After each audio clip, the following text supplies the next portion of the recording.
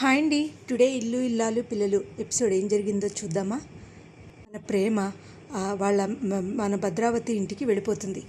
అత్త, నేను వచ్చేస్తాను అత్త అని అనేసరికి, నేను నిజంగానే వచ్చేస్తాను అత్త, నేను వచ్చేస్తే ధీరజ్ని వదిలేస్తానన్నావు కదా, వదిలేస్తావా అంటే, అయ్యో సేన, విశ్వ, అందరూ రండి, అందరూ రండి, మన ప్రేమ వచ్చేసింది, మన ప్రేమ ఇంటికి వచ్చేసింది అని అనేసరికి ఓ పక్క నుంచి వల్లిని మన సుక్కు కూడా హ్యాపీగా ఫీల్ అవుతారు. ఎలాగైతే పుట్టింటికి వెళ్ళిపోతుంది.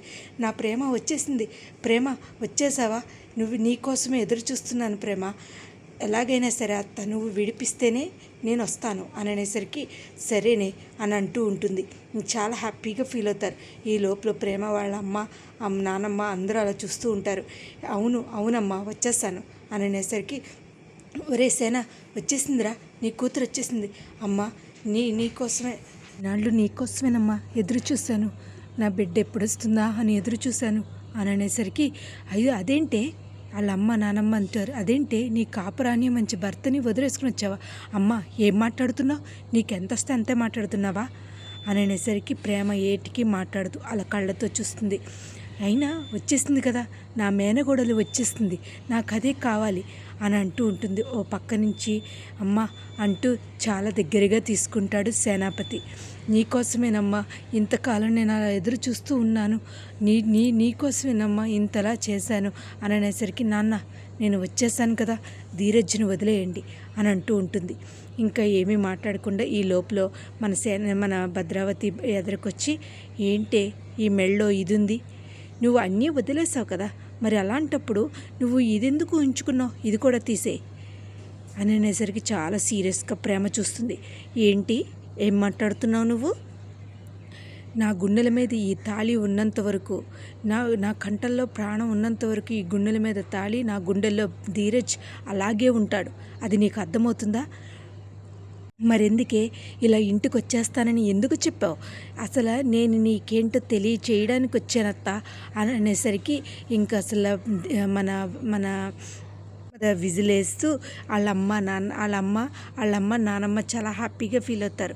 అవునమ్మా, అవునత్త, నా ధీరజ్ని ఎలాగైనా బయటికి తీసుకొస్తా, చూడు సాయంత్రం కల్లా నా ధీరజ్ బయటికి రాకపోతే అప్పుడు చూడు, నువ్వు చేసిన దానికి తను ఏమి చెయ్యని తప్పుకి నువ్వు జైల్లో పెడతావా, నువ్వే చూడు, నా జీవితం అంతా ధీరజే అంటే వాడు ఏమనుకుంటున్నావు, వాడిని ఇరికించిన దాంట్లో జీవితకాలం జైల్లో ఉంటాడు, నీకు తెలుస్తుందా అంటూ సేనాపతి కూడా అనేసరికి ఇంకా ఏమీ మాట్లాడకుండా, నువ్వు మంచి పని చేసావు అంటూ అందరూ వాళ్ళ నానమ్మ ప్రేమ ఫీల్ అవుతారు. చూస్తూ ఉండు అత్త, నువ్వు చూస్తూ ఉండు, ధీరజ్ బయటకు వచ్చి అప్పుడు నీ సంగతి తెలుస్తానత్తా అంటూ ధర్మద ప్రేమను తీసుకుని వెళ్ళిపోతుంది, స్పీడ్గా వెళ్ళిపోతుంది. ఆగు ప్రేమ, ఎందుకు నువ్వు ఇలా చేసావు, అసలు నేను ఏమనుకున్నానో తెలుసా, మీ ఇంటికి వెళ్ళిపోతున్నావేమో అనుకున్నాను, కాదక్క నేను చెప్పడానికే వెళ్ళా, నేను ఎందుకు వెళతానక్క అని అనేసరికి, మరి ఎలా ప్రేమ, ఇప్పుడు ఏం చేద్దాము అని అనేసరికి, అక్క ఎలాగైనా బయటికి తీసుకురావాలి ధీరజ్ని అని అంటే, సరే అయితే లాయర్ గారికి ఫోన్ చేద్దాం అంటుంది. ఓ పక్క నుంచి వల్లిని సుక్కు వింటూ ఉంటారు. ఏంటిది అని చెప్పేసి, సరే అయితే లాయర్ గారు మీరు ఇలాగ తీసుకొచ్చేస్తారా, అదే మా ధీరజ్కి బెయిల్ దొరుకుద్దా, అమ్మా ఇది మార్గద్రవ్యాల కేసు, చాలా గట్టిగా పెట్టారు పోలీసు వాళ్ళు, కానీ బెయిల్ వస్తుందా లేదా అనేది నేను ఖచ్చితంగా అయితే చెప్పలేనమ్మా అంటూ చెప్తాడు. ఇంకా లాయర్ మాటలకి భయం వేసేసి, ఎలా వస్తుంది, సాక్ష్యాలు లేవుగా అంటూ మన వల్లిని సుక్కు అనుకుంటూ ఉంటారు. ఇంకా వెంటనే హ్యాపీగా, సాక్ష్యాలు లేవు, వీళ్ళు ఏమీ చేయలేరు, ధీరజ్ గారు బయటికి రాడు, చాలా హ్యాపీగా ఉండొచ్చు మనం అని అంటూ చాలా హ్యాపీగా మన వల్లి వాళ్ళు అనుకుంటూ ఉంటారు. కానీ ప్రేమ నాకు చిన్న డౌటు, ఎక్కడైతే జరిగిందో అక్కడికి ఆ వ్యక్తి రాకుండా ఉంటాడా అక్క, నాకు అదే డౌట్ అక్క, వస్తాడు, వచ్చినప్పుడు మనం వాడిని పట్టుకోవాలి కదా, అంటే వాడు ఎలాగైనా సరే అక్కడ ఏదో ఒక ఆధారం దొరికే ఉంటుంది, కావాలని ఇరికించారు కదక్క, ఏదో ఒకటి ఆధారం దొరుకుద్ది అని చెప్పేసి మన ప్రేమ నర్మద ఇద్దరు కలిపి లాయర్తో మాట్లాడిన తర్వాత అక్కడికి వెళ్ళాలని చూస్తారు. ఎంత మన లాయర్ గారి మాటలకి అసలు ఏమీ ఉండదు. ఓ పక్క నుంచి వల్లి వాళ్ళైతే చాలా హ్యాపీగా ఫీల్ అవుతారు. ప్రేమ ఇలా ఉంటే కుదరదు, మన ధీరజ్ని కోర్టుకి తీసుకెళ్లారంటే శిక్ష వేస్తారు, ఇది ఎలాగైనా చెయ్యాలి అక్క, అవునక్క ఎలాగైనా చెయ్యాలి అని చెప్పేసి ఇద్దరు కలిసి బయలుదేరతారు. ఎక్కడో అక్కడ ఆధారం దొరకచ్చు కదా అని చెప్పేసి మన నర్మదా ప్రేమ ఇద్దరు బయలుదేరతారు. బయలుదేరేసరికి ఒక పక్క నుంచి హ్యాపీగా ఫీల్ అయినా వల్లి నువ్వు పడుకో, నేను వాళ్ళని ఫాలో అవుతాను, వాళ్ళు ఏం చేస్తున్నారు ఏంటి అనేది నేను నీకు ఏంటనేది చెప్తాను అని చెప్తూ ఉంటుంది మన సుక్కు. ఇంకా వెంటనే వాళ్ళు ఫాలో ఇక్కడ నిన్న ఒక పోలీస్ కేసు, మన పోలీసు వచ్చి ఒక వ్యక్తిని పట్టుకెళ్ళారంటే అయ్యేవి నాకు తెలియదమ్మా అంటే, ప్రేమ ఇలా ఎవరిని పెడితే వాళ్ళని అడగకూడదు, మనం కరెక్ట్గా చూడాలి అని చెప్పేసి ఇక్కడ ఏమైనా సీసీటీవీ ఫుటేజ్ అలాంటివి ఏమైనా ఉన్నాయా అని చెప్పేసి చూస్తూ ఉంటారు. ఇంతకు చూస్తే ఒక సీసీ ఫుటేజ్ ఉంటుంది.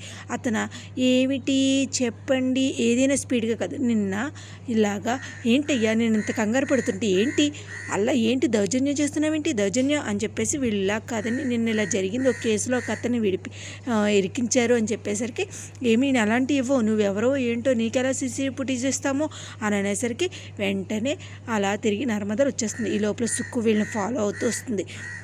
ఇవన్నీ వింటుంది.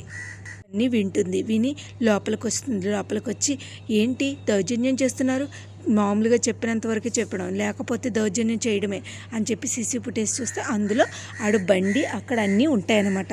బండి నెంబరు అన్నీ ఉంటాయి. వెంటనే కూడా తను చూసి ఈ బండి నెంబర్ అని పోలీసు వాళ్ళకి ఫోన్ చేస్తుంది. పోలీసు వాళ్ళకి ఫోన్ చేసి ఇలా నేను ఒక బండి నెంబర్ పంపుతున్నాను, ఈ బండి నెంబర్ ఎవరిది ఏంటి అని తెలుసుకోమంటుంది. బండి నెంబర్ తెలుసుకోమంటుంది. వెంటనే మన నర్మదా పనిచేస్తుంది. వెంటనే ఎలాగైనా తెలుసుకోవాలని చెప్పేసి 10 నిమిషాలు ప్రేమ అతను ఎవడో తెలుసుకుందా ఉంటుంది. ఈ విషయం ఎలాగైనా అత్తకి చెప్పాలని చెప్పేసి మన సుక్కు వాళ్ళ ఇంటికి వెళుతుంది. ఈ విషయం అసలు బయటకు వస్తుందా లేకపోతే ధీరజ్ని జైలుకు వేస్తారా ఏంటి అనేది మనం రేపటి ఎపిసోడ్లో చూడాలండి. మరి ఈ సీరియల్ చాలా రసవత్తంగా ఉంది. సుక్కు భాగ్యం వాళ్ళు ఏమన్నా చేస్తారా లేకపోతే ధీరజ్ ఎప్పటికీ అక్కడే ఉండిపోతాడా, జైల్లో ఉండిపోతాడా, అసలు విషయం బయటకు వస్తుందా, అసలు మార్గద్రవ్యాల నుంచి బయటకు వస్తాడా, ఓ పక్క నుంచి మన బుజ్జమ్మ ఏడుస్తూ ఉంటుంది. మరి రేపటి ఎపిసోడ్లో ఏం జరుగుతుందో చూద్దామండి. నా వీడియోస్ కనుక మీకు నచ్చినట్టయితే లైక్ చేసి షేర్ చేసి సబ్స్క్రైబ్ చేయండి. Thank you so much. Thank you.